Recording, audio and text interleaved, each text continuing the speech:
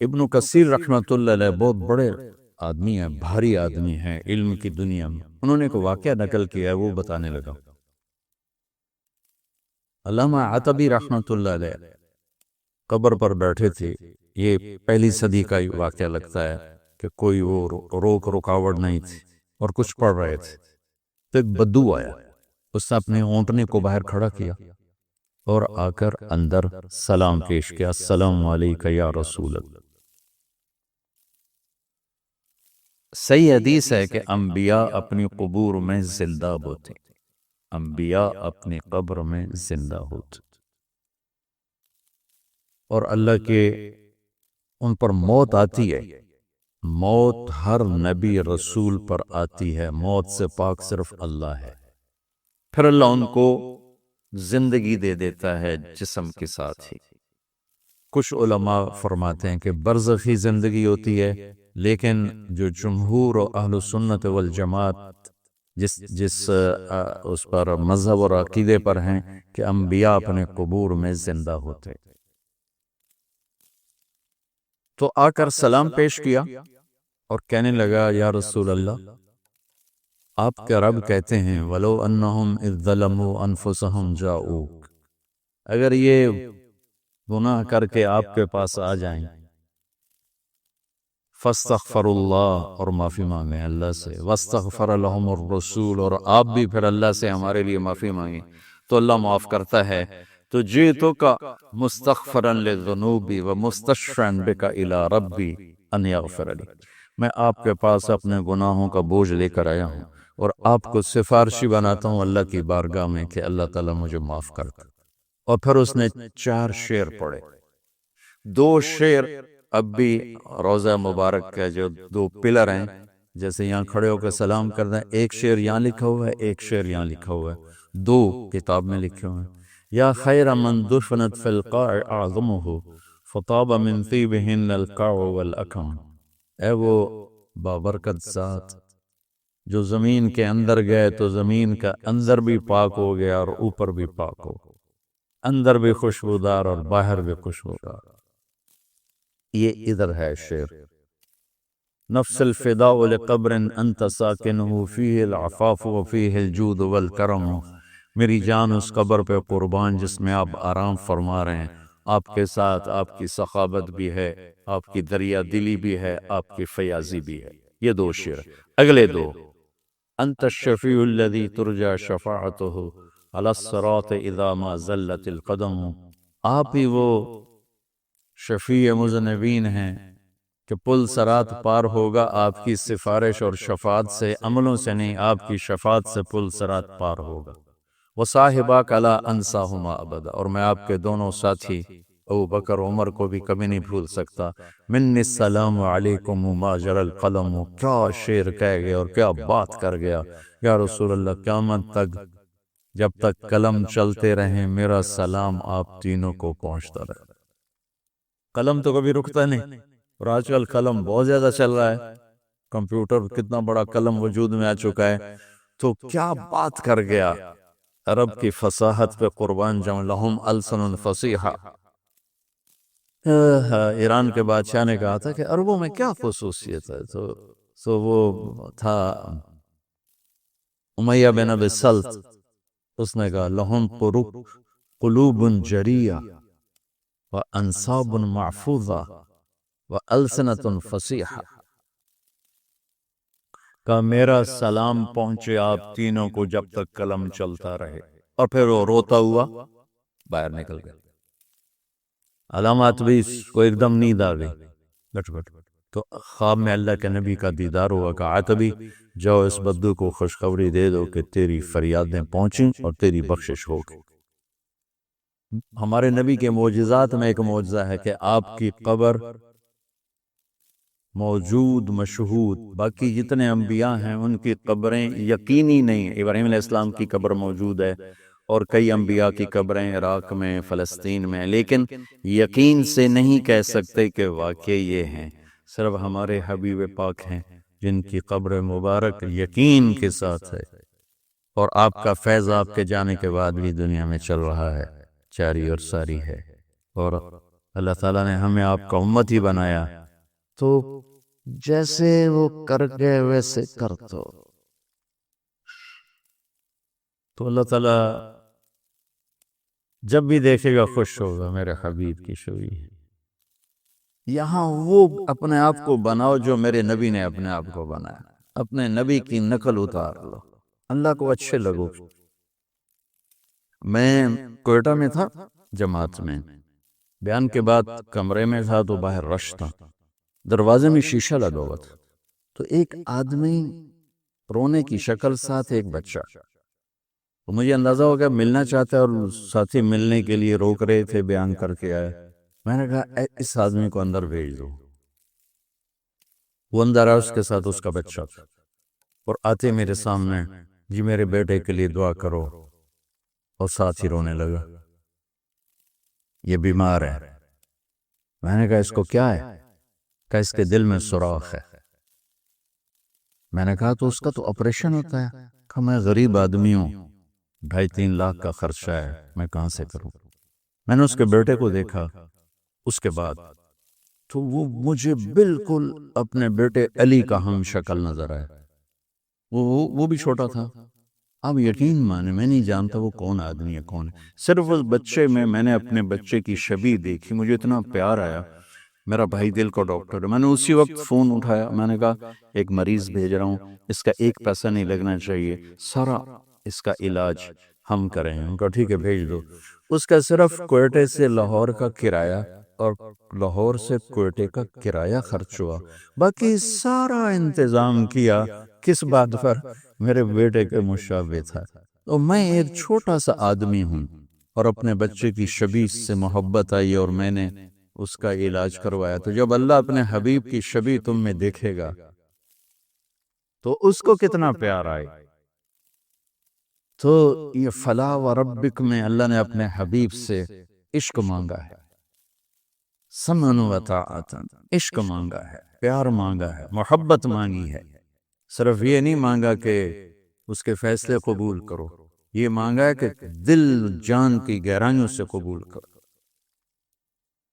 پھر ایک اور آیت ہے، وَمَا أَرْسَلْنَا مِن رَّسُولٍ إِلَّا لِيُطَاعَ بِإِذْنِ اللَّهِ وَلَوْ أَنَّهُمْ إِذْ ظَلَمُوا أَنفُسَهُمْ جَاءُوكَ فَاسْتَغْفَرُوا اللَّهَ وَاسْتَغْفَرَ لَهُمُ الرَّسُولُ لَوَجَدُوا اللَّهَ تَوَّابًا رَّحِيمًا۔ یہ بھی آپ کی شان میں بہت بڑی آیت ہے، خیر سارا قرآن ہی آپ کی شان بیان کر رہا ہے۔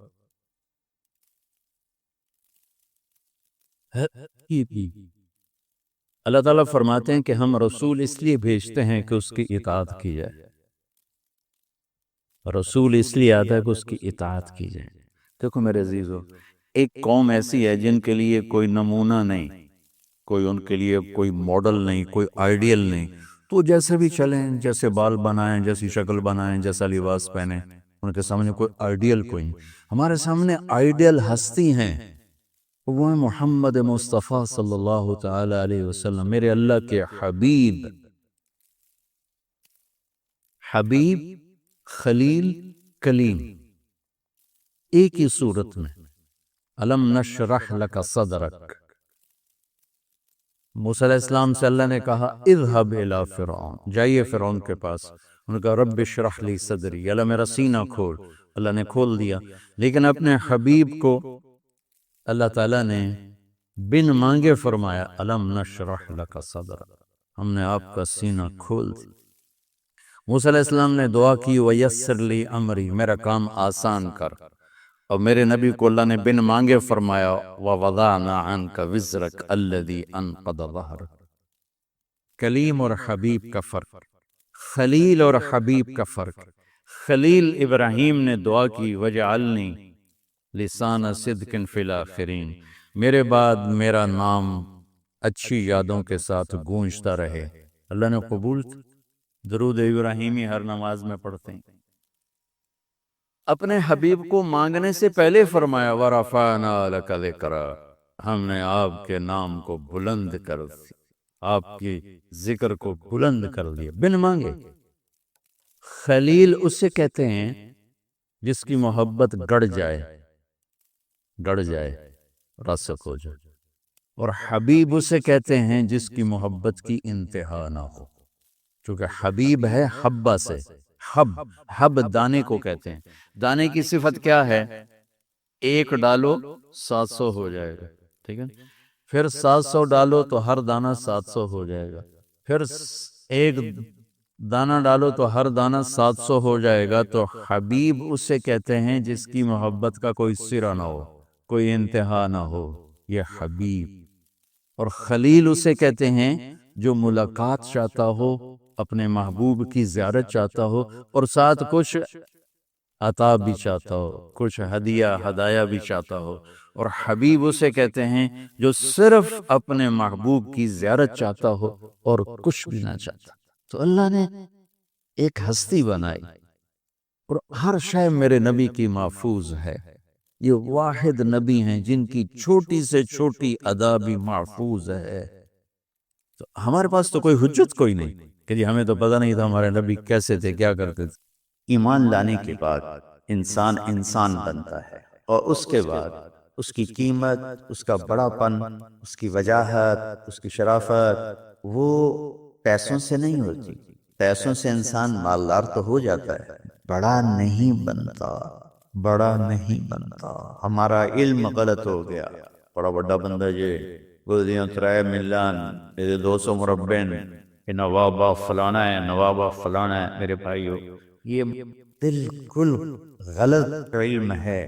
بڑا وہ ہے جسے اللہ پسند کرے، بڑا وہ ہے جو میرے نبی کی زندگی کے پیچھے چلے، بڑا وہ ہے جس سے اللہ تعالیٰ راضی ہو جائے۔ باقی سب چھوٹے چھوٹے ہیں۔ تو آج ایک تیسری جگہ سے میں کچھ باتیں قرآن سے عرض کروں گا جن کا تعلق ہمارے ایمان سے بھی ہے، اخلاق سے بھی۔ وہ ہے بسم اللہ الرحمن الرحیم، وقضى ربك الا تعبدوا الا اياه بالوالدين احسانا اما يبلغن عندك الكبر احدهما او كلاهما فلا تقل لهما اف ولا تنهرهما وقل لهما قولا كريما واخفض لهما جناح الذل من الرحمة وقل رب ارحمهما كما ربياني صغيرا۔ یہ بہت بڑا مضمون ہے۔ اللہ نے قرآن بھر دیا والدین کے خدمت کے لیے، والدین کی اطاعت کے لیے، والدین کی ماننے کے لیے۔ پہلا جملہ ہے اور تیرے رب نے فیصلہ کیا، ایک مطلب۔ دوسرا، اور تیرے رب نے حکم کیا کہ بندگی صرف اللہ کی ہے، بندگی صرف اللہ کی ہے۔ عبد اسے کہتے ہیں جو ہر بات پہ سر جھکا ہے، عبد اسے کہتے ہیں جو ہر بات پہ بچھ جائے، اس کو عبد کہتے ہیں۔ تو اللہ کہہ رہا ہے میرے بندو، میرا ایک فیصلہ ہے اور میرا ایک حکم ہے، میرے سوا نہ تمہارا ہاتھ کسی کے آگے پھیلے، نہ تمہاری گردن کسی کے آگے جھک۔ ایک دوسرے سے مدد لینا، اس کو ایک دوسرے کی تعاونوں میں آ جاتا، تعاونوا علی البر والتقوی، ایک دوسرے کا ساتھ دو، ایک دوسرے کی مدد کرو۔ میرے نبی قرضہ اٹھاتے تھے، میرے نبی جب انتقال ہوا تو آپ کی زرہ 9 وسق پر، وسق 5 من کا ہوتا ہے، تو وہ جو کے بدلے آپ نے زرہ رکھوائی تھی کہ جب میں تمہیں ادا کروں گا زرہ لے لوں گا، اور آپ کا انتقال ہو گیا، آپ زرہ اپنی واپس نہیں لے سکے۔ وہ چیزیں جن کا تعلق صرف اللہ کی ذات سے ہے اور کوئی نہیں کر سکتا، اس میں صرف اللہ کے آگے ہاتھ پھیلا۔ جیسے ہم کہتے ہیں مدد، نصرت، اللہ کہتا ہے میں ہوں، الا ان نصر اللہ قریب، سنو میری مدد تمہارے قریب ہے۔ اللہ تعبدوا الا ایاہ، بس ایک چھوٹا سا جملہ اللہ نے یہاں کہ چونکہ یہاں اللہ نے والدین اور اخلاق بتانے تھے تو اپنے لیے صرف ایک جملہ بولا، باقی باتیں بھی اللہ کے لیے ہیں، لیکن اللہ نے میری بندگی، اس بندگی سے مراد 5 وقت کی نماز نہیں ہے، حج، روزہ، زکوٰۃ نہیں ہے اس کی مراد، یہ ساری باتیں داخل ہیں۔ اور اس کے ساتھ 24 گھنٹے کی زندگی اللہ کی مرضی پر گزارو، نفع آئے تو شکر ادا کرو، نقصان ہو تو صبر کرو، برداشت کرو، پھر بھی شکر ادا کرو کہ میرا رب یہ کہہ رہا ہے کہ میں نے صرف اللہ سے تعلق جوڑنا ہے۔ اللہ کے نبی نے اپنے چچا زاد بھائی عبداللہ بن عباس سے فرمایا کہ یا غلام، اے نوجوان، اسی کا بکلمات فاحفظھا، میں تمہیں چند باتوں کی وصیت کرتا ہوں۔ کیا؟ احفظ اللہ، احفظ اللہ یحفظک اللہ، یحفظک اللہ، اللہ کے اوامر کی حفاظت کر، اللہ تیری حفاظت کرے گا۔ احفظ اللہ تجدہ تجاہک، تو اللہ کے اوامر، اسلام، حلال حرام کی پہچان کر کے زندگی گزار تو اللہ کو ہر وقت تو اپنی مدد کے لیے تیار پائے گا۔ اور لمبی حدیث ہے، عشاء کی نماز کا وقت ہو رہا ہے، اس میں وہ جملہ جو اس میرے مضمون سے متعلق ہے، وَإِذَا سَأَلْتَ فَاسْأَلِ اللَّهِ، جب بھی مانگو اللہ سے مانگو، جب بھی مانگو اللہ سے مانگو، اللہ کے سوا کوئی دینے والا نہیں ہے، صرف اللہ ہے دینے کے لیے۔ وَإِذَا اسْتَعَنْتَ فَاسْتَعِنْ بِاللَّهِ، اور جب مدد کے لیے ہاتھ اٹھاؤ تو صرف اللہ کو پکارو، جب ضرورت حاجت کے لیے مدد کے لیے ہاتھ اٹھاؤ تو اپنے اللہ کو پکارو۔ تو یہ حدیث کی بات بھی ہے جو قرآن کی بات بھی ہے۔ اس کے بعد آگے اللہ کہتا ہے وَبِالْوَالِدَيْنِ احسانا، اور اپنے والدین کے ساتھ احسان کرو۔ احسان کا کیا مطلب ہے؟ اللہ آگے اسی کی تشریح کر رہا ہے۔ ویسے احسان کا مطلب عربی میں ہوتا ہے کہ جو ہمارا اردو کا احسان ہے، میں تیرے تے احسان کیتا ہے تم نے مالکی کرنے، یہ بھی مطلب ہے، لیکن احسان کا اصل مطلب ہوتا ہے احسان حسن سے ہے۔ حسن سے الف، دو الف ملے اور احسان بن گیا۔ احسان کا مطلب ہوتا ہے کسی بھی کام کو جو دنیا کا ہے، دین کا ہے، اسے انتہائی خوبصورت طریقے سے کرنا۔ جیسے کسی دلہن کا میک اپ ہوتا ہے نا، تو 5-6 گھنٹے 4 گھنٹے کے بعد وہ کہتی ہے، جو ہوتی ہے اس کا میک اپ کرنے والی، کہ بس یہ مکمل ہو گیا ہے اور اب اس سے آگے نہیں ہے۔ تو آخری انتہا، اچھائی کی آخری انتہا پر پہنچ کے کام کرنے کو احسان کہتے ہیں۔ تو میرا اللہ کہہ رہا ہے میرے بندو، اپنے والدین کے ساتھ وہ کرو کہ جو بھلائی کی، خدمت کی، ماننے کی آخری حد ہے۔ سبحان اللہ، بالوالدین احسان، بالوالدین پہلے ہے، احسان بعد میں ہے۔ اللہ تعالیٰ نے باقی سب کو پیچھے کر کے فرمایا کہ دیکھو خاص طور پہ ماں باپ کے ساتھ وہ رویہ کرو کہ ان کے دل سے دعائیں نکلیں۔ چند دن پہلے ایک والد یوں ہاتھ اٹھا کے کہہ رہا تھا اپنے بیٹے، اکلوتا بیٹا، میں منگنا اللہ کو لو، اللہ تینوں چاہ لوے۔ باپ بیٹے کے لیے یہ دعا مانگ رہا تھا اور بیٹا اکیلا ہے، یہ بددعا باپ کر رہا تھا۔ تو بھائیو ایسی اولاد نہ بنو جس ماں نے پیٹ میں 9 مہینے اٹھایا، پھر جننے کی تکلیف برداشت کی۔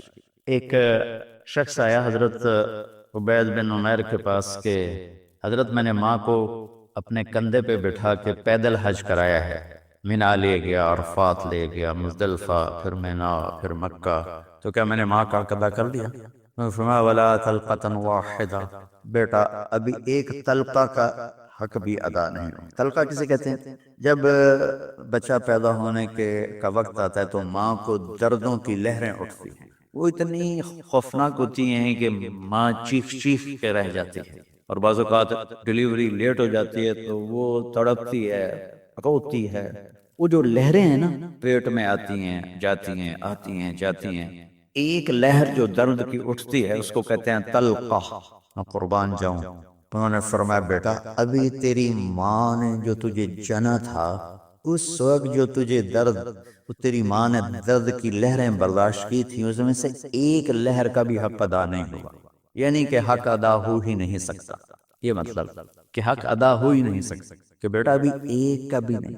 پھر حضرت عبداللہ بن عمر سے ایک شخص نے پوچھا کہ اچھا یہ جو آدمی تھا یہ خراسان، یہ ایران میں ہے اور افغانستان میں، یہاں سے ماں کو پیدل کندھے پہ بٹھا کے مکے پہنچا تھا، اندازہ لگا اس نے کتنی مشقت اٹھائی۔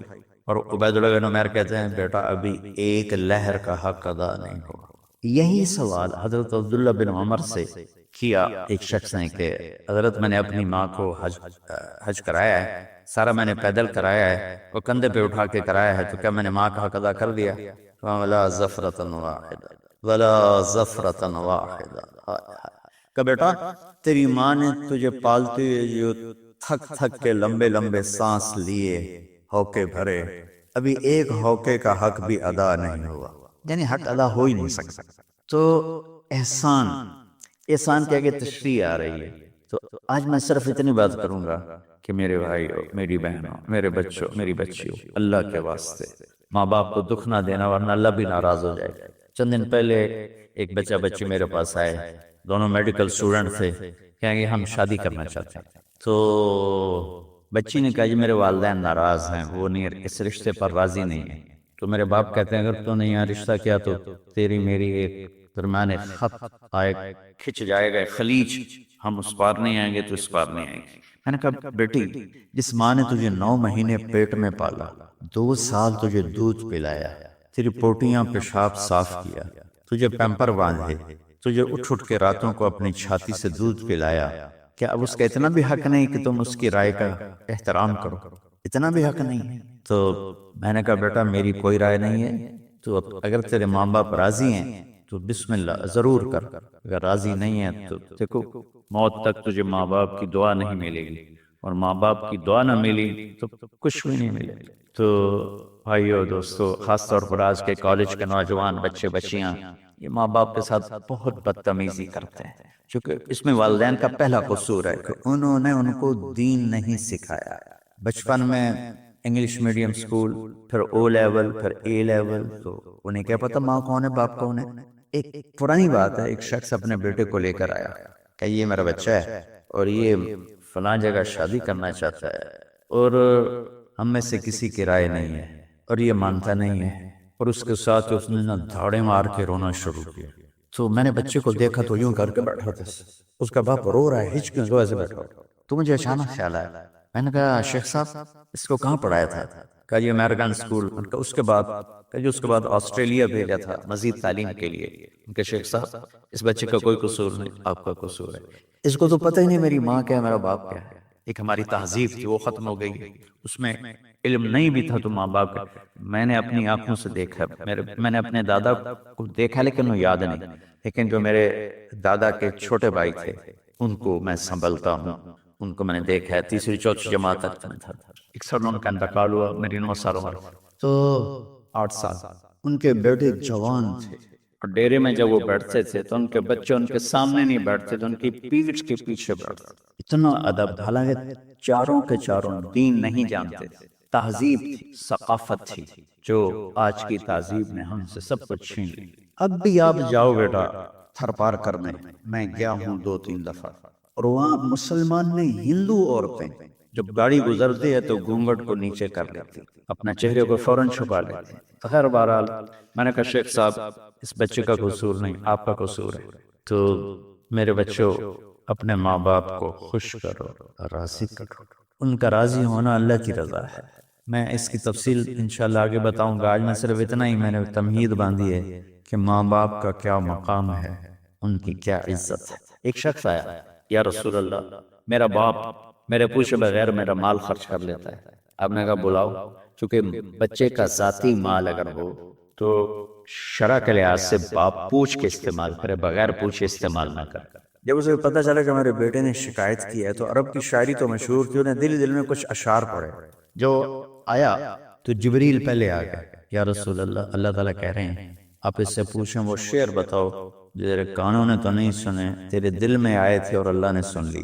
تو اللہ کے نبی نے فرمایا بھائی تیرا انشاءاللہ کیس سنتے ہیں، لیکن پہلے وہ شعر سناؤ جو تم نے تو نہیں کہے زبان سے پر اللہ نے سن لی ہے۔ کہنے لگے یا رسول اللہ آپ کا رب ہر وقت ہمارے ایمان کو آپ پر زیادہ سے زیادہ بڑھاتا رہتا ہے، اس ذات کی قسم جس کے قبضے میں میری جان ہے۔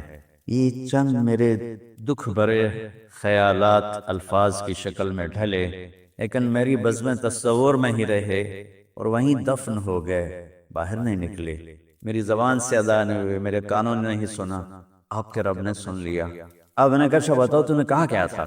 انہوں نے کہا جی میں نے بچے کی جب سنی شکایت میری کی ہے تو میں نے کہا تھا غضوتک مولودا وعلتک یافعا تعل بما اجنی علیک وتنہل وَإِذَا ضَاقَتْكَ بِالسُّقْمِ لَيْلَةً لَمْ أَبِتْ لِلسُّقْمِكَ إِلَّا سَاهِرًا أَتَمَلْمَلُ كَأَنِّي أَنَا الْمَتْرُوكُ دُونَكَ بِالَّذِي تُرِكْتَ بِهِ دُونِي وَعِنِي يَتَحْمَلُ تَخَافُ الرَّضَى نَفْسِي عَلَيْكَ وَإِنَّهَا لَتَعْلَمُ أَنَّ الْمَوْتَ وَقْتٌ مُؤَجَّلُ فَلَمَّا بَلَغْتَ السِّنَّ وَالْغَايَةَ الَّتِي إِلَيْهَا مَدَى مَا فِيكَ كُنْتُ أُؤَمِّلُ جعلت جزائي غلظة وفظاظة كأنك أنت المنعم المتفضل فليتك إن لم ترى حق أبوتي فعلت كما الجار المجاور يفعل فأوليتني حق الجوار ولم تكن علي بمال دون مالك تبخل۔ میں بھی ترجمہ کرتا ہوں، اس کا میرے نبی پر کیا اثر ہوا۔ کہ آپ کے ٹپ ٹپ آنسو گر رہے تھے اور آپ کی داڑھی آپ کے آنسوں سے تر ہو رہی تھی۔ یہ اتنا فصیح کلام ہے کہ عربوں کو بھی پسینہ آ جائے گا ترجمہ کرنے کے لیے، تو میں تو عربی نہیں ہوں، لیکن یہ فخر تو حاصل ہے، بھلے ہیں یا برے ہیں، دو چار قدم ہم بھی تیرے ساتھ چلے ہیں۔ کچھ عرصہ اہل علم کی محفلوں میں بیٹھے، کچھ زبان کی شناسائی ہوئی، تو میں اپنی کم مائگی کے ساتھ اس کا ترجمہ کروں گا۔ وہ کہتا ہے غزوتک مولودا وعلتک یافع تعل بما اجنی علیک وتنحل۔ میرے بیٹے، جس دن تو پیدا ہوا ہم نے اپنے لیے جینا چھوڑ دیا، اوئے ہوئے ہوئے، ہم تیرے لیے جیے۔ تیری ماں تجھے دودھ پلاتی تھی، میں تیرے لیے روٹی کے نوالے لاتا تھا، میری ساری کمائی پہلی اور آخری سب تیرے اوپر لگتی تھی۔ تجھے خوش دیکھتے تھے تو خوش ہوتے تھے، تجھے روتا دیکھتے تھے تو ہم روتے تھے۔ وَإِذَا ذَاقَتْكَ بِالسُّقْمِ لَيْلَةً لَمْ أَدْلِ سُقْمَكَ إِلَّا سَاهِرًا أَتَمَلْمَلُ۔ جب تو کبھی بیمار ہو جاتا تھا تو تیرے سرانے بیٹھ کر ہم ساری رات روتے تھے اور دعائیں کرتے تھے، یا اللہ ہمارے بچوں کو بچا لے، ہمارے بچوں کو صحت دے دے۔ اس تڑپ میں ساری رات میں جاگتا تھا، تیرے لیے میں نے اپنا سب کچھ لگا دیا، اپنے لیے جینا چھوڑ دیا، اپنی خواہشات کو دبایا، تیری ہر خواہش کو پورا کیا، تجھے مسکرانے کے لیے، تجھے ہنسانے کے لیے میں دھکے دھوڑے کھاتا رہا، کبھی گرمی لو کی جھلسا دینے والی ریت اور کبھی سردی کے سرد ہوا کے تھپیڑے، لیکن میں ان دونوں سے گزرتا ہوا تجھے پالنے کی خاطر اپنے آپ کو کھپاتا رہا۔ فلما بلغت السن والغایۃ التي الیہ مدی ما فیک کنت اؤمل۔ بیٹا، میں نے اپنے ہڈیوں کا رس بھی تیرے اندر ڈال دیا، صرف کمائی نہیں، میں نے اپنے ہڈیوں کا رس تیرے اندر ڈالا، میں نے جو کچھ تھا تیرے اوپر قربان کیا۔ تجھے مسکراتا دیکھ کر میں اپنے غم بھولتا تھا، تجھے ہنستا دیکھ کر مجھے دکھ بھول جاتے تھے، اور پھر آہستہ آہستہ آہستہ میری ہڈیوں کا گودا، میری کمائی تیرے اندر گئی، اور تو ایک خوبصورت درخت کی طرح بڑھتا چلا گیا، بڑھتا چلا گیا، بڑھتا چلا گیا، بڑھتا چلا گیا، اور میری بڑھاپے نے کمر جھکا دی اور میں جھکتا چلا گیا، جھکتا چلا گیا۔ میرا خیال تھا کہ جیسے میں اس کی انگلی پکڑ کے چلتا تھا، اب میری باری ہے، یہ میری انگلی پکڑ کے چلے گا۔ جیسے میں اسے سینے سے لگاتا تھا، پیار کرتا تھا، جھولے جھلاتا تھا، باغ میں لے جاتا تھا، یہ ساری اس کی تعبیرات کے اندر داخل ہیں، الفاظ میں نہیں ہیں۔ تو مجھے خیال آتا تھا جب میں بوڑھا ہو جاؤں گا نا تو میرا بیٹا بھی مجھے ایسے ہی لے کے پھرے گا، میرا بیٹا بھی میری سنے گا۔ یہ 100 دفعہ پوچھتا تھا یہ کیا ہے، اور میں ہر دفعہ جواب دیتا تھا یہ ہے۔ تو اب میں بوڑھاپے میں اس سے بات کروں گا، یہ میری بات سنے گا، میں اس کو نوالے کھلاتا تھا، یہ مجھے روٹی کھلائے گا، میں اس کا انگلی پکڑ کے چلتا تھا، یہ میرا ہاتھ پکڑ کے چلے گا۔ میری کمر بڑھاپے نے جھکا دی اور میں ایک خشک پیڑ کی طرح ہو گیا، اور جوانی نے تیری کمر کو سیدھا کیا اور تو ایک تر و تازہ درخت بن گیا۔ تو مجھے خیال آیا کہ میں نے 20 سال اس بچے کو پالا ہے، ابھی اپنی ماں اور باپ کو دیکھے گا، لیکن ایک دم اچانک کیا ہوا؟ فلما بلغت السن والغایۃ الیہا مدی ما فیک کنت اؤمل۔ جب تو اس عمر کو پہنچا جس میں ہماری امیدیں تیرے ساتھ لگ گئیں، ہمیں بڑھاپے نے بے آسرا کر دیا اور تیری جوانی نے تجھے ہمت دے دی، تب ہمارا خیال آیا کہ اب یہ ہمارے ساتھ وہی کرے گا جو ہم نے اس کے ساتھ کیا، لیکن کیا ہوا؟ جعلت جزائی غلظۃ وفظاظۃ کأنک انت المنعم المتفضل۔ تو اتنا بدتمیز ہوا، تیری زبان چھری بن گئی، تیرا رویہ زہر بن گیا، اور میری ساری زندگی کی محنت کا بدلہ تو نے مجھے نافرمانی سے دیا، بد اخلاقی سے دیا، بدتمیزی سے دیا۔ میں حیرت بھری نظروں سے تجھے دیکھتا رہا، اور میں اپنی پچھلی 20 سالہ زندگی کو جھٹلاتا رہا کہ میرا خیال میں اس کا نوکر ہوں اور یہ میرا مالک، میں اس کا باپ نہیں، میں اس کا نوکر ہوں، کہ ماں باپ کے ساتھ ایسا کوئی نہیں کرتا ہے، یہ میرا مالک ہے اور میں اس کا نوکر ہوں، اس لیے مجھے ڈانٹ رہا ہے۔ کتنے بچوں کو میں نے یہ کہتے سنا اپنے باپ کو، تو میرے واسطے آج تک کیتا کی، تو میرے واسطے آج تک بنایا کی، اور جو باپ بے بسی کی تصویر بنا ہوتا تھا، وہ شکلیں بھی میرے سامنے ہیں۔ ہمارا دیہاتی ماحول زمیندارہ ماحول ہے، لیکن اب تو شہروں میں بھی یہی حال ہے۔ جس نے وہ لیول اے لیول کیا اسے کیا پتا ماں کسے کہتے ہیں، باپ کسے کہتے ہیں۔ تو میں نے اپنی آنکھوں سے باپ کی بے بسی اور بیٹے کا غرانا ایک دفعہ نہیں کتنی دفعہ دیکھا۔ تو میرے واسطے ایک تکی کی تھا، تو میرے واسطے ایک تکی بنایا۔ وہ کہتا اچھا میرا بچہ جداں جوان ہو سو آپ پہ سمجھ جسو۔ جبریل انسانی شکل میں آئے کہ یا رسول اللہ کچھ سوال کی، قیامت کب آئے گی؟ کہ اللہ کو پتا ہے۔ کہ کوئی نشانی؟ فرمایا جب دیکھو کہ بیٹیاں بھی ماؤں کو نوکر کی طرح دھتکار رہی ہوں تو سمجھنا قیامت آنے والی ہے۔ کچھ عرصہ پہلے ایک بچی اور ماں، تو ماں کچھ بات کر رہی تھی اور بیٹی کہہ رہی تھی پوک نہیں پوک نہیں، اور اس کی ماں کے خون سے بھرے ہوئے آنسو بہ رہے تھے اور اس کی ہچکیاں لگ رہی تھی کہ یہ وہ ہے جس کو میں نے اپنے پیٹ سے جنا اور اپنی چھاتی کا دودھ پلاتے پلاتے پلاتے میں نے کتنی تکلیفیں برداشت کی، اور آج کر یہ بھوک نہیں۔ تو کمال کے میں سوچ رہا ہوں جو میرا یہ حال ہے 1400 سال بعد کہ میرے آنسو نہیں رک رہے، تو اللہ کے نبی تو زارو قطار روئے تھے، داڑھی آنسوں سے تر ہو گئی تھی۔ کہا بیٹا جب تو نے میری ساری زندگی کی محنتوں کا بدلہ بدتمیزی سے دیا، گالی گلوچ سے دیا، دھکے دے کر باپ کو گھر سے نکال دیتے، تو بیٹا میں یہ سمجھا کہ تو نے ایک خواب دیکھا تھا، تو نے ایک خواب دیکھا تھا کہ تو باپ ہے اور یہ بیٹا ہے۔ اصل حقیقت یہ ہے کہ یہ مالک ہے اور میں نوکر ہوں۔ پھر آگے کہتا فَلَيْتَكَ إِن لَمْ تَرَ حَقَّ أُبُوَّتِي فَعَلْتَ كَمَا الْجَارُ الْمُجَاوِرُ يَفْعَلُ۔ اچھا چلو بیٹا تو نے مجھے باپ تو نہ سمجھا، چلو ایک پڑوسی سمجھ لو۔ عرب میں پڑوسی کا بہت خیال کیا جاتا تھا، اور یہ عرب کی شان تھی کہ اپنے پڑوسی کو وہ عزت دیتے تھے جو اپنے گھر میں ایک دوسرے کو عزت دیتے تھے۔ تو اس نے پھر اس کی طرف اشارہ کیا، اگر میں تیرا باپ نہیں ہوں، تیرے رویوں کو دیکھ کر تو یہی لگتا ہے کہ میں تیرا نوکر ہوں، تو میرا مالک ہے، تو چلو اتنا تو کر دے جتنا ایک پڑوسی کے ساتھ کرتا ہے۔ فَأَوْلَيْتَنِي حَقَّ الْجِوَارِ وَلَمْ تَكُنْ عَلَيَّ بِمَالٍ دُونَ مَالِكَ تَبْخَلُ۔ تو پڑوسی پر تو عرب خرچ کرتے ہیں، تو بھی تھوڑا سا میرے اوپر خرچ کر دیتا ہے، اور تو بخیل نہ بنتا ہے، اور میرے خوابوں کو چکنا چور کر دیا، میری امیدوں پر پانی پھیر دیا، میرے بڑھاپے کو ذلت اور رسوائی میں بدل دیا۔ اچھا میرا پتر جا خوش رہو۔ ماں باپ کہاں بد دعائیں کرتے ہیں؟ تو میرے نبی کی آنکھوں سے آنسو کی ساری داڑھی تر ہو گئی، تو آپ نے اس کے بچے کو گریبان سے پکڑا اور جھٹکا دے کر دھکا دیا کر دفع ہو جا، انت ومالک لابیک، تو اور تیرا سب کچھ تیرے باپ کا ہے۔ حضرت علی رضی اللہ تعالیٰ عنہ سے کسی نے پوچھا کہ آپ کے بیٹے حسن کیسے بیٹے ہیں؟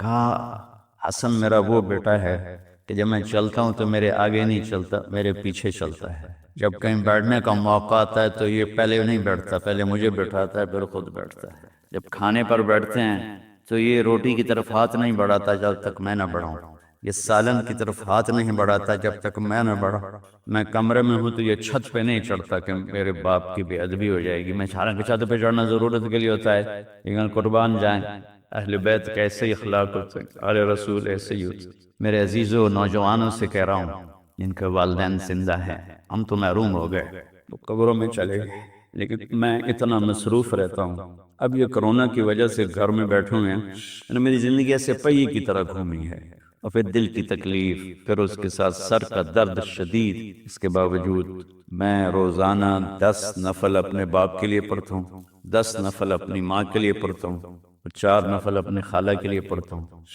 کہ ساری زندگی سجدوں میں سر رکھ کے اس کا ثواب ماں باپ کو پہنچاؤں، تو ماں باپ کا حق ادا نہیں ہو سکتا۔ غصے کو برداشت کریں اللہ کے واسطے، غصے کو پینا سیکھیں، اپنے لہو کے گھونٹ پی، زخم پہ زخم کھا کے جی، آہ نہ کر لبوں کو سی، عشق ہے دل لگی نہیں، سینے پہ تیر کھائے جا، آگے قدم بڑھائے جا، یعنی زبان حال سے کہہ دے کہ ہاں ستائے جا۔ اللہ کی قسم چپ رہنے میں جو لذت پاؤ گی نا، پی جا ایام کی تلخی کو بھی ہنس کے ناصر، غم کو سہنے میں بھی قدرت نے مزہ رکھا۔ چپ رہنے میں اتنی عافیت ہے جس کی انتہا کوئی نہیں۔ تھوڑی دیر کے لیے برداشت کر لو، تھوڑی دیر کے لیے، بیٹے کی، بیٹی کی، بیوی کی، خامند کی، بھائی کی، برداشت کر لو. اس کے بعد وہ خود شرمندہ ہو کے آئیں گی. آپ کے اندر سکون پیدا ہو جائے گا. سکون جیسے درد کا، کیوں میں سر درد کا مریض ہوں، 6 سال سے درد کو لیے پھرتا ہوں. پھرتے ہیں کب سے در بدر میں اور میرا سر درد. لیکن میں نے کہا جب یہ درد مجھے نہیں چھوڑتا تو میں کام کیوں چھوڑوں، پتہ نہیں کب موت آ جائے. تو وہ جب وہ ٹیکا مجھے لگاتے ہیں تو میں کہتا ہوں اے، اور اس کی جو وہ دوا ہے نا وہ اندر جا کے بہت درد کرتی ہے. لیکن تھوڑی دیر بعد جب میرا سر کا درد چلا جاتا ہے، یہی میں آپ کو ٹاسک دے رہا ہوں، چپ رہنا سے. اور ایک اپنے گھر کا اور لطیفہ سناتا ہوں. ہماری دھوبن تھی ماسی شریفہ، اڈی موٹی، قد چھوٹا، خطرناک کم میں، موٹے بھی ہوئے چھوٹے بھی ہوئے، وہ تو بندوق دی گولی ہے. تو وہ آئی میری بہن کے پاس، بی بی اے میری نواں میرے نال بڑا لڑتی ہیں، یہ میری بہو ہیں بہت لڑتی ہیں میرے ساتھ، میں نے ایسا تعویذ دے کہ میری نوکر بن جاؤں. لڑتی آپ تھی، مجھے ایسا تعویذ دے کہ ساری میری نوکر بن جائے. تو میری بہن کو تو پتا تھا کہ ماشاءاللہ آپ سوا سیر ہے. تو اس نے ایک کاغذ پہ الٹے سیدھے لگا کے نا نشان، اس کو رول کر کے ایک چھوٹا سا تعویذ بنا دی اور کہا ماسی شریفہ جب تیری لڑائی ہونے لگے تو یہ تعویذ تو نے یہاں رکھ کے تو اس کو دانتوں میں دبا لینا ہے اور اس تعویذ کو گرنے نہیں دینا، تو تیری لڑائیاں ختم ہو جائیں گی. اب آپ سمجھ گئے ہوں گے کہ میری بہن نے کیا کیا، اسے چپ کرانے کے لیے. اب ہمارے ہاں تعویذوں کا بڑا مانا جاتا ہے، تعویذوں کو. ہفتے بعد آئی، شریف فوت ہو گئی ہے. بی بی وہ میری تو لڑائیاں ہی ختم ہو گیا، تو کیوں جا تعویذ دیتا ہے؟ کیوں لڑائیاں ختم؟ ماسی شریفہ چپ ہو گئی، لڑائیاں ختم ہو گئی. جب آپ آگے کراس کریں گے نا تو پھر آپ میں دوریاں شروع ہو جائیں گی. اور سب سے خوبصورت رشتہ میاں بیوی ہے، سب سے خوبصورت رشتہ، سب سے اہم رشتہ، سب سے بڑا رشتہ میاں بیوی ہے. سینکڑوں آیات، سینکڑوں. کچھ والدین کی بھی سنو. میرے نبی نے فرمایا کاش میری ماں زندہ ہوتی. جن کی ماں، میں تو دونوں سے محروم ہو چکا ہوں، جن کی زندہ ہیں اس کو پلے باندھو. میرا نبی دو جہان کا سردار، کعبہ قوسین کا مالک، کہتا ہے کاش میری ماں زندہ ہوتی اور میں عشاء کی نماز مسجد میں باجماعت مصلی پہ کھڑا ہوتا اور میں سورت فاتحہ بھی شروع کر چکا ہوتا.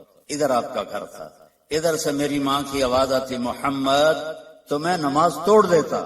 میں کہتا لبیک اماں، آ رہا ہوں. فرض نماز، نفل نہیں، فرض نماز میں توڑ دیتا. آپ نے حضرت عمر سے فرمایا تیرے دور میں ایک شخص آئے گا، اس کا نام ہوگا اویس، اس کا قبیلہ ہوگا عامر، اس کی شاخ ہوگی کرن. جب وہ آئے تو تو اور علی اس سے دعا کروانا.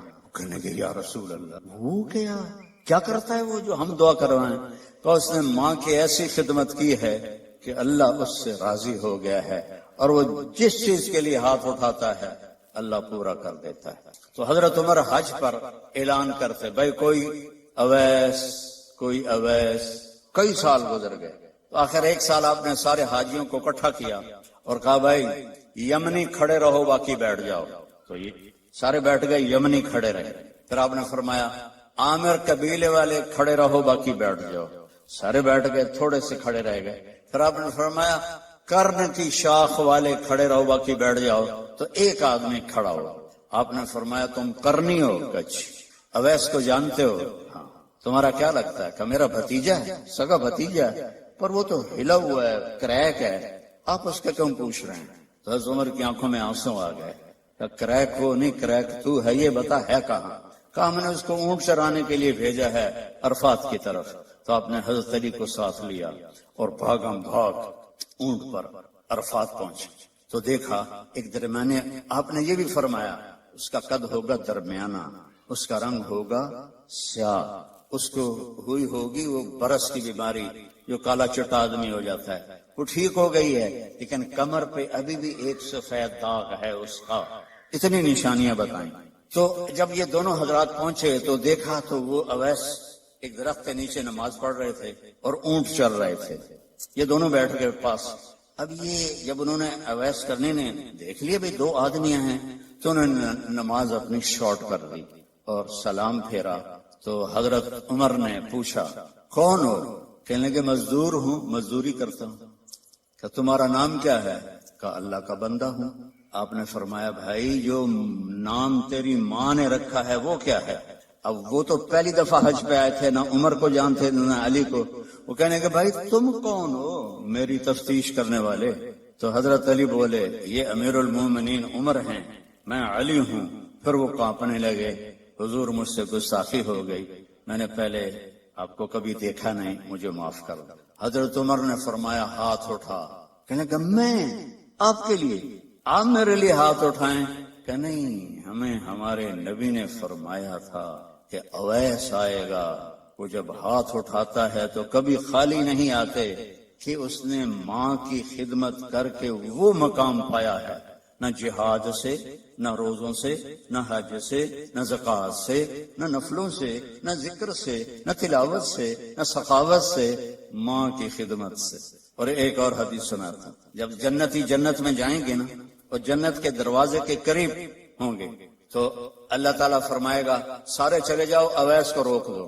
تو وہ گھبرا جائیں گے، تو کہیں گے یا اللہ مجھے کیوں روکا ہے؟ ماؤں کی قدر کر لو اگر زندہ ہیں، مر گئی ہیں تو ان کی قبر پہ جایا کرو۔ باپ زندہ ہیں تو قدر کر لو، مر گئے تو ان کی قبر پہ جایا کرو۔ تو اللہ فرمائیں گے اویس پیچھے دیکھو، جو پیچھے دیکھیں گے تو جہنم کے لوگ ایمان والے جو جہنم میں، تو اللہ تعالیٰ فرمائیں گے اپنی انگلی کو پھیرتا جا، جدھر جدھر تیری انگلی پھرے گی تیرے تو فیل سب کو جنت میں ڈال دوں، جو تو نے ماں کی خدمت کی۔ نوجوان لڑکے لڑکیوں سے کہتا ہوں اپنی ماؤں کی قدر کرو، اپنے والدین کی قدر کرو۔ خاوند اور بیوی سے کہتا ہوں ایک دوسرے کو عزت دو، چپ رہنا سیکھو۔ اگر میں گرم ہوتا ہوں تو بیوی چپ ہو جائے، بیوی گرم ہوتی ہے تو میں چپ ہو جاؤں، تھوڑی دیر میں محبت قائم ہو جائے گی۔ اور خاوند اور بیوی کبھی لڑ بھی پڑیں اور پھر خود ہی صلح کر لیں تو اللہ ان کے پچھلے سارے گناہ معاف کر دیتا ہے۔ یہ اتنا بڑا رشتہ ہے۔ تو یہ ایک خوبصورت زندگی ہے، اس میں عبادات اتنی ہیں اور معاشرت اتنی ہے۔ بولنا کیسے، صبر کیسے کرنا، معاف کیسے کرنا، درگزر کیسے کرنا، اپنے آپ کو کیسے جھکانا ہے۔ تو میرے بھائی بہنوں، اللہ کی قسم زندگی کا حسن نہ بڑے گھر میں ہے، نہ بڑی گاڑی میں ہے، نہ زیورات میں ہے، نہ بڑے عہدوں میں ہے۔ زندگی کا حسن نبی کی زندگی کو اپنانے میں ہے، کیونکہ زندگی اندر ہے، باہر نہیں ہے، اندر ہے۔ اندر میں نہ گاڑی، نہ رولز رائس جاتی ہے، نہ سزوکی جاتی ہے۔ اندر میں نہ ہیرا جاتا ہے، نہ موتی جاتا ہے۔ اندر میں تو محبت جاتی ہے، سلوک جاتا ہے، وہ زندگی کو پانی دیتا ہے۔ تو اس کے ارادے کرو، جو آپس میں لڑے ہوئے ہیں سب صلح کر کے اٹھو، معاف کر کے اٹھو۔ بھائی بہن لڑے ہوئے ہیں، مجھے بھی پاکستان سے فون آیا ایک بچی کا، وہ حسب حال میں کام کرتی تھی، ناجیہ بیگ، اس کا مجھے فون آیا کہ جی میرا بھائی مجھ سے ناراض ہوا ہے اور اس نے میرا نمبر بھی بلاک کر دیا ہے اور مجھے اپنی ماں سے بھی نہیں ملنے دیتا، میری ماں بیمار ہے، آپ سے دعا کروانا چاہتی ہوں۔ کہ ماں سے بھی کوئی روکتا ہے، سگا بھائی ہو کر روک رہا۔ یہ بد اخلاقی یہاں تک چلی جاتی کہ دل پتھر بن جاتا ہے۔ یہ بہت بڑا میں آپ کو پیغام دے کے جا رہا ہوں۔ 5 نمازیں، اور عورتوں کو تو 10 دن ویسے ہی معاف ہے نمازیں، نماز، روزہ، زکوٰۃ، حج، پیسے والے، باقی کیا کرنا ہے؟ اپنے نبی کی زندگی پڑھو، اللہ کے واسطے پڑھو پڑھو پڑھو، قرآن پڑھو، قرآن پڑھو، اور معاف کرنا سیکھ لو، ہونٹ سینا سیکھ لو۔ آپ سے زیادہ خوشحال کسی کی زندگی نہیں ہو۔ تو سارے بہن بھائی ارادہ کرتے ہو نا انشاءاللہ؟ ہم میں سے کوئی خود نہیں آیا، اور آنے کا مطلب ہے جانا ہے۔ میں یہاں آیا ہوں، یہی اس بات کی نشانی ہے کہ مجھے تھوڑی دیر کے بعد جانا ہے۔ ہم سب کی زندگی ایک پیغام دیتی ہے، تمہیں واپس جانا ہے، کہیں اور جانا ہے۔ وہ کہاں جانا ہے وہ علم انسان کے پاس کوئی نہیں ہے، اس لیے بے شمار فکر بن گئے۔ کوئی اللہ کا منکر ہو گیا، کوئی دیوی دیوتاؤں جانوروں کے آگے جھک گیا، کسی نے موت کے بعد کی زندگی کا ہی انکار کر دیا۔ ہیہات ہیہات لما توعدون، کچھ بھی نہیں جو کہا جا رہا ہے، ان ہی الا حیاتنا الدنیا، بس یہی دنیا کی زندگی ہے، نموت و نحیا، مرتے ہیں جیتے ہیں، وما نحن بمبعوثین، ہمیں کوئی نہیں اٹھانے والا۔ یہ سب ویسے ڈھکوسلے کی بات ہے۔ پہلے غیر مسلم ہوتے تھے، اب ہماری نسل بھی بہت زیادہ فیشن کے طور پر، کیونکہ یہ کوئی عقل کی بات تو ہے نہیں۔ دنیا کی سب سے بڑی بے وقوفی کی بات یہ ہے کہ اللہ کوئی نہیں، اس سے بڑا احمق پوری دنیا میں کوئی نہیں ہو سکتا۔ ایک دن کا خود نہیں کوئی اپنے آپ بنتا۔ ہمارے شاعر کا فرمان ہے، شاعر مشرق، ہیچ چیز خود بخود چیز نشد، کوئی چیز اپنے آپ نہیں بنتی، ہیچ آہن خنجر تیغ نشد، یہ لوہا 1 کروڑ سال پڑا رہے، یہ خنجر نہیں بنے گا، اسے کوئی ڈھالے گا تو بنے گا۔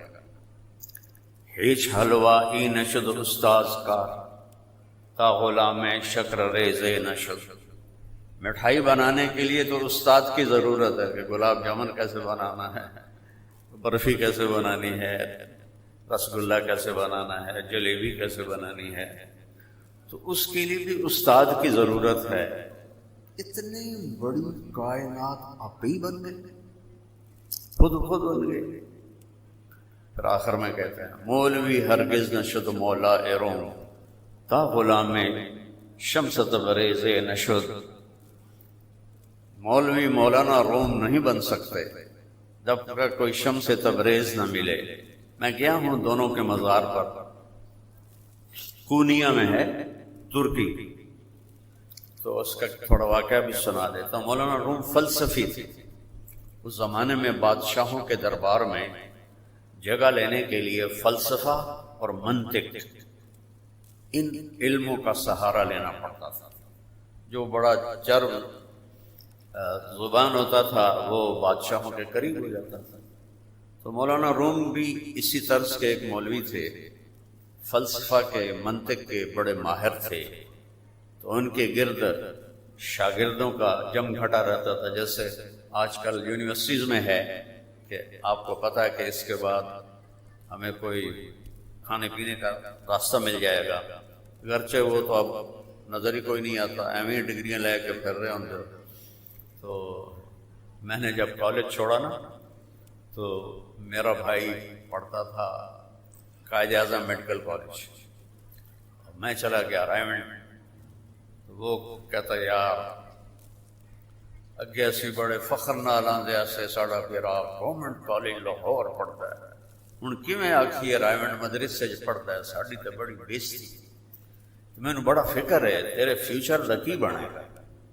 وہ اللہ نے اتنے سوکھے گھر میں پیدا کیا، ہم دونوں بھائی، صرف 2 بھائی، جائیداد، وہ مجھے کہہ رہا ہے مجھے تیرے فیوچر کا بڑا فکر ہے۔ میں کہ تو اپنا کر، اسی تو مسلے تے بیٹھے بھی روٹی کھا لوں۔ جب ڈاکٹروں کا آیا سیلاب اور نوکریاں ملنی بند ہو گئی، تو ایک دن کہنے لگا یار پہلے میں نے تیرا فکر آئی، پھر میں نے اپنا فکر پایا گیا کہ میرا کیا بنے گا۔ تو اس زمانے میں جو ہوتے تھے طلبہ، وہ فلسفی اور منطقی علماء کے پاس جا کر پڑھتے تھے تاکہ نوکریاں ملیں۔ تو ایک دن وہ اپنی مسجد میں تھے اور حوض کے کنارے ان کا درس ہو رہا تھا، اور کتابوں کا ڈھیر حوض کے کنارے ایسے پڑا ہوا تھا، اور ساری لکھی ہوئی تھی، مخطوطہ ہاتھ کی کوئی چھپی ہوئی تھی۔ تو شمس تبریز آ گئے، پاؤں میں جوتا بھی کوئی نہیں، اور جیسے فقیر ہوتے ہیں۔ تو مولانا روم نے دیکھا کوئی ان پڑھ آ گیا ہے، انہوں نے کہا شیخ این چیز، مولانا روم سے کہا یہ کیا ہے، سامنے کتابیں، تو انہوں نے ایسے دیکھ کر بڑے تکبر سے کہا یہ است کہ تو نمی دانا، یہ وہ ہے جو تو نہیں جانتا۔ کیا پوچھتا ہے؟ ایک دم وہ آگے بڑھے، ساری کتابوں کو دھکا دیا، وہ حوض میں چلی گئی۔ وہ تیرا بیڑا غرق نہ مراد، تو میری ساری حیاتی دی زندگی دی محنت برباد کر چھڑی. ایسا تو تھا نہیں کہ بازار سے دوسری لے آؤ، ہاتھ سے لکھا تھا. اور یہ تو نے کیا بدلہ لیا ہے مجھ سے؟ تو وہ تھوڑی دیر ہنستے رہے. تو انہوں نے تالاب میں چھلانگ لگائی اور ایک ایک کتاب خشک باہر نکال کے رکھتے رکھتے رکھتے ایسے کرتے تو اس سے مٹی نکلتی. ساری کتابیں خشک ان کے آگے رکھا. تو مولانا روم کہنے لگے یہ چیز یہ کیا ہے؟ انہوں نے کہا یہ است کہ تو نمیدانی، یہ وہ ہے جو تو نہیں جانتا.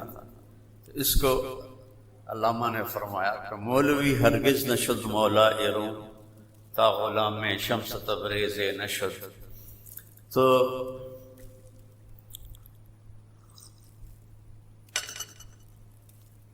جو آیا ہے وہ جانے کے لیے آیا ہے.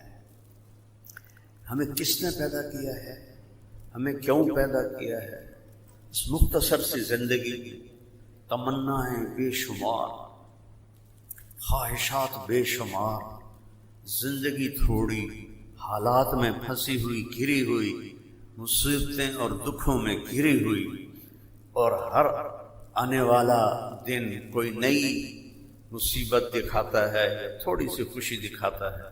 تو یہ سب کیا ہے؟ یہ صرف میرا نبی اس کا جواب دے سکتا ہے، اور وہ بھی اللہ نے ان پہ علم اتارا.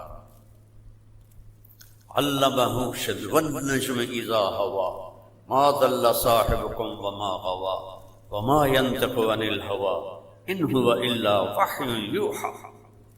اس کا بول اللہ کا بول ہے، اس کی زبان سے. میں تو اپنا بول رہا ہوں، اللہ اپنے نبی کی گواہی دیتے ہیں. میرے نبی کی زبان سے اس کا اللہ بولتا ہے.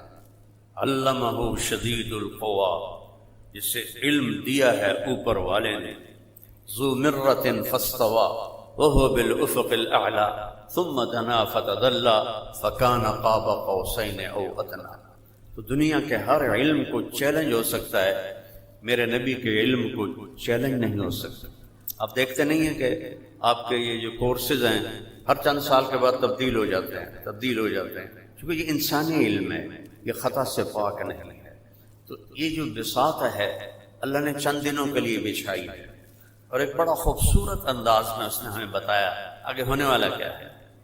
والنازعات غرقا والناشطات نشطا فالسابقات صدقا فالمدبرات امرا. سبحان اللہ، قسم ہے مجھے کافروں کی جان نکالنے والے فرشتوں. غرقن، جو آدمی ڈوب رہا ہوتا ہے اس کو آسانی سے نہیں نکالا جاتا، بہت کھینچ کے نکالا جاتا ہے. کوئی بھاری چیز ڈوب جائے کرین سے نکالا جاتا ہے. تو اللہ پہلی تصویر کو کفار کی پیش کر رہا ہے کہ فرشتے اس سختی سے ان کی جان نکالیں گے. اور حدیث کو ساتھ جوڑ دو. ملک الموت کہتا ہے ایتھا النفس الخبیثہ، اے خبیث روح، کانت فی الجسد الخبیث، جو خبیث جسم میں تھی، اخرجی آو، کدھر؟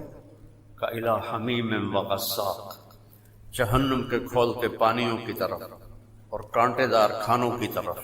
وآخر من شکلہ ازواج، اور بے شمار عذاب کی طرف. والنازعات غرقا، ان فرشتوں کی قسم جو نافرمانوں کی جان کو کھینچ کے نکالتے ہیں. جیسے میرے نبی نے فرمایا جیسے کانٹوں بھری جھاڑی پر کوئی کپڑا ڈال دیا جائے پھر اسے کھینچا جائے تو وہ تار تار ہو کے نکلتا ہے، ایسے نافرمان کی روح کو فرشتے نکالتے ہیں. دوسری تصویر دکھائی والناشطات نشطا، اور قسم ہے مجھے ایمان والوں کی روح نکالنے والے فرشتوں کی. نشط کیسے کہتے ہیں؟ گرا کھولنا. گرا کھولنے میں بڑی نرمی سے کام لیا جاتا ہے کہ وہ اگر تیزی سے کام لو تو ایک گا ڈھور پہ جاندی، پھر اور جلدی کرو تو ایک گا ڈھور پہ جاندی. تو بڑے آرام آرام سے گانٹھوں کو کھولا جاتا ہے. والناشطات نشطا، کاش آپ تھوڑی سی عربی بھی پڑھتے کہ آپ کو پتہ تو چلتا کہ اللہ کہتا کیا ہے. 2 وقت کی روٹی کے لیے آپ نے انگریزی پڑھ پڑھ کے اپنا دماغ خراب کر لیا. چائنا والوں نے انگریزی پڑھی، کوریا والوں نے انگریزی پڑھی، جاپان والوں نے انگریزی پڑھی. یہ تو ہم 100 سال کی غلامی کا نتیجہ بھگت رہے ہیں کہ ہمارے اندر غلامی گئی. جب انہوں نے پڑھا ہے نا قومی ترانہ، میرا دل بہت رویا ہے. میں پوری دنیا پھرا ہوں، بہت ترانے سنے ہیں، قسم کھا کے کہتا ہوں پاکستان جیسا قومی ترانہ کسی کے پاس اس کی دھن، اس کی آلاپ، اس کے الفاظ، پوری دنیا میں کسی کے پاس ایسا ترانہ نہیں. اور پوری دنیا میں اس کے خلاف چلنے والی قوم یہ بیٹھی ہے میرے سامنے، اور میں بھی آپ کے سامنے. اللہ حفیظ جالندری کی قبر روشن کرے. کیا ہمیں نغمہ دے کر گیا اور کیا ہم نے اس کی مٹی پلید کی ہے.